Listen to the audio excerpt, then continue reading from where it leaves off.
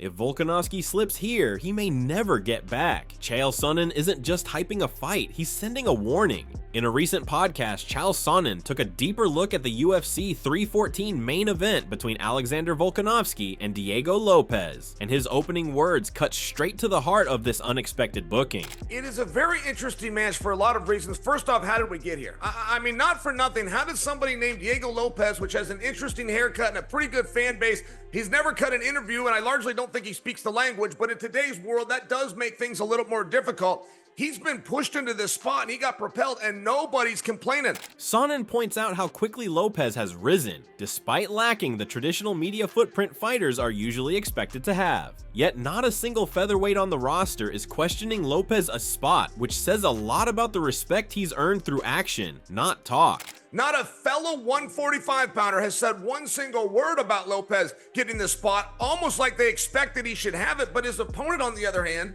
has lost 3 and won 1 in his last 4. Like, a bigger surprise for a title contention is when you got to wake a guy up to put him back in there. But there again, I'm talking Volkanovski, nobody's complained. There isn't a fellow 45-pounder out there saying you found the wrong 2 guys, and that's generally a clue that we do have the right 2 guys. The silence from Volkanovski's peers speaks volumes, not just about Lopez's momentum, but about the reality that the Aussie legend might be at a crossroads. There's respect, yes, but also a quiet acknowledgement that Volkanovski is walking a razor's edge, and that's where Sonnen drops the real alarm bell. Not about this fight, but what it could mean for Volk's entire future. But one thing that Volk's got to take a look at, look, whatever your age is, if you lose to somebody that's younger, if you rematch, you will lose to that person again, only worse. Now, in this case, I know it's not a rematch, but the age still does matter. If you're a top guy and you lose your spot, as time goes on, nobody, with no exception, has ever reclaimed that spot. So this is going to be a first off for Volk. He's definitely got an uphill battle here. It's not just about winning this one. It's about survival at the top. Sonnen isn't questioning Volkanovski's skill or heart. He's pointing to something harsher, history. And history rarely shows mercy to those who stumble late in their run. Following Chael Sonnen's warning for Volkanovski, Daniel Cormier jumped in to explain why there's no outrage or pushback about Diego Lopez getting this opportunity, and he kept it real. You know why nobody's questioning whether or not it should be Diego Lopez? Because of what he did to Brian Ortega, which, by the way, was the only big name. He has won a number of fights in a row. Could you, Jake, give me some of his last, like, 4 opponents down there?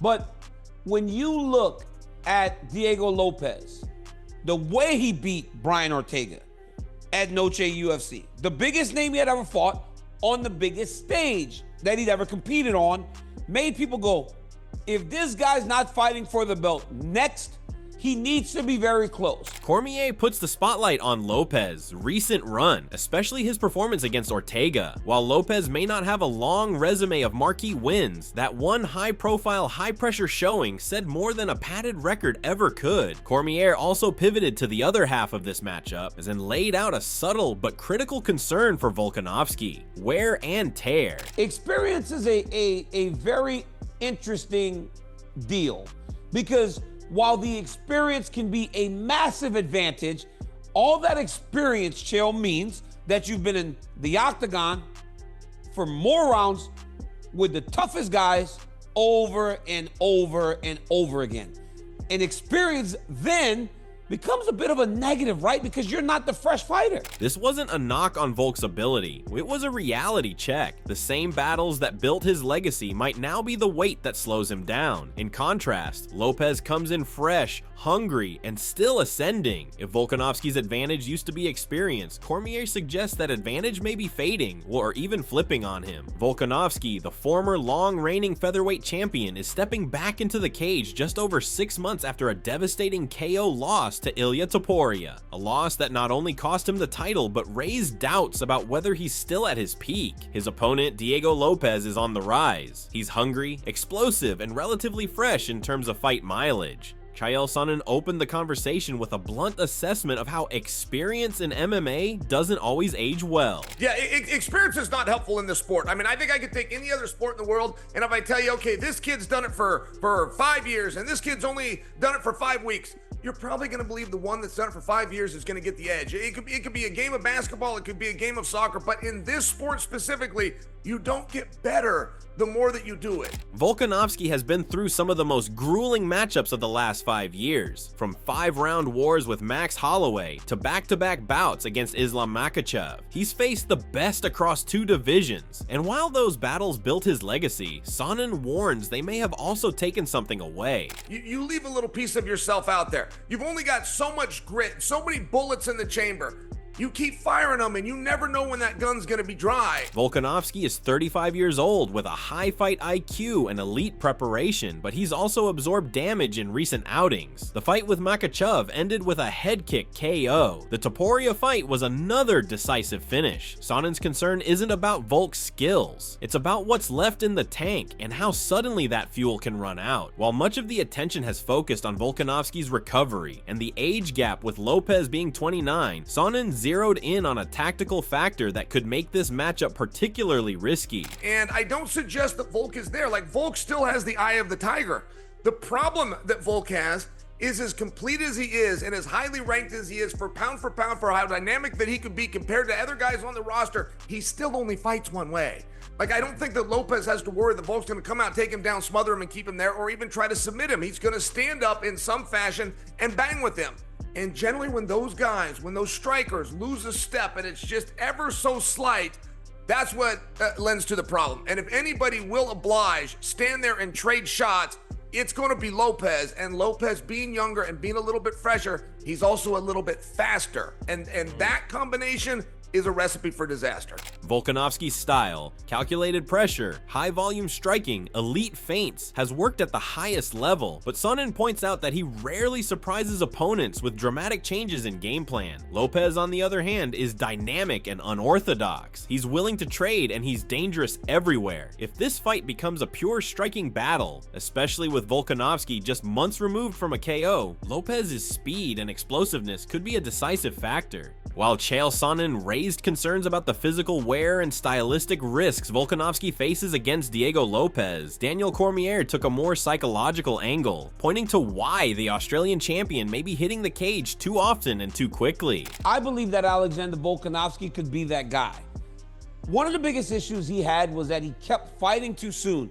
And then you remember he had that moment where he gets beat by Islam and he's almost like talking about how he feels there's no purpose if he's not fighting. It was almost like he was so tied to being in competition that he felt lost whenever he didn't. And it was a rare glimpse. Cormier is referencing Volk's emotional reaction following his October 2023 knockout loss to Islam Makhachev at UFC 294, a short notice bout he took on just 11 days notice. In the post-fight interviews, Volkanovski was visibly shaken. He admitted he struggled mentally without the structure and identity that came from preparing for and being in competition. Since then, the pattern has continued. Volkanovski returned again just 4 months later to defend his featherweight belt against Ilia Topuria in February 2024. Fight ended in another knockout loss. Now, just a few months after that, he's stepping in against a surging Diego Lopez at UFC 314. Cormier's concern isn't just about how fast he's returning, it's why he feels the need to. A fighter chasing purpose through activity is one who might not be giving his body or mind the recovery it truly needs. Against someone as opportunistic as Lopez, that's a dangerous place to be. Volkanovski, speaking just days ahead of his return, made it clear this isn't a farewell tour. In his words, this is a mission to remind everyone of who he really is.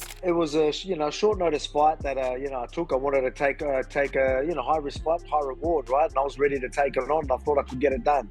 Didn't go that way. Quick turnaround and got caught again.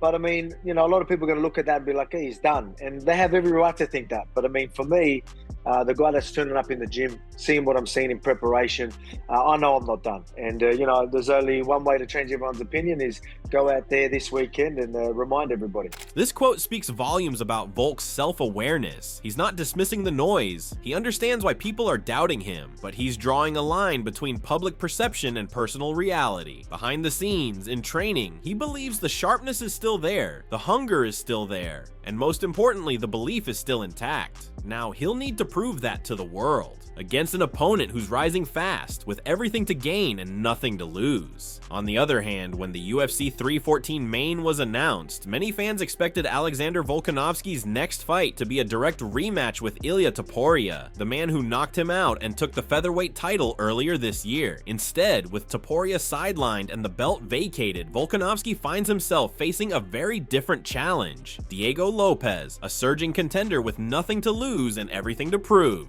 Volkanovski addressed the change in matchup with pragmatism and focus. For me as well, a lot of people, you're disappointed it's not the Ilia rematch. And I'm like, look, I obviously wanted that rematch with Ilia to, just to remind everyone and get that win back.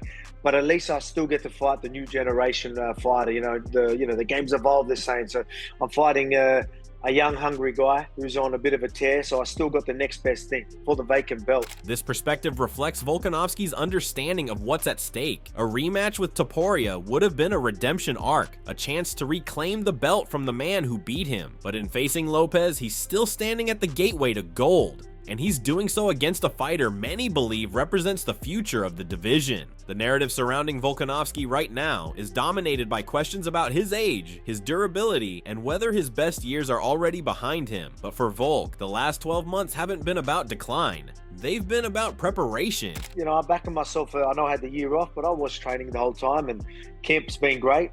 I'm in incredible nick, ready to go and show everyone. So preparation's where you still got it. A lot of people are going to look at the last two, have the time off, and it's easier to say, he's done.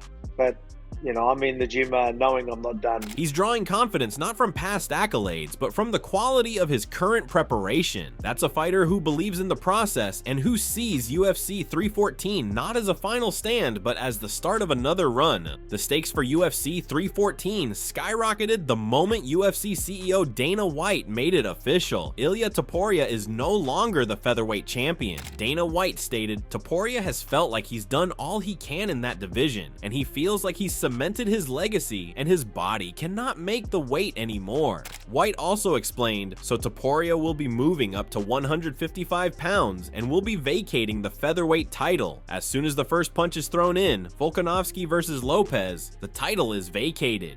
That statement did more than confirm Topuria's next move. It redefined the Volkanovski versus Lopez bout as a fight for the undisputed featherweight championship. For Diego Lopez, it's the opportunity of a lifetime. For Volkanovski, it's the ultimate crossroads, a chance to become a three-time featherweight king, or a moment that could mark the end of his reign in the spotlight. Top featherweight contender Lerone Murphy weighed in on the unpredictable matchup between Alexander Volkanovski and Diego Lopez. Murphy, who's riding his own momentum in the division, sees the bout as a true toss-up shaped by two fighters at different ends of their career arcs. Murphy said, "Two very high-level competitors, but I think maybe I can see Volk winning late rounds with the cardio and the experience, but who knows? Diego's young and hungry, and he's been on a tear lately."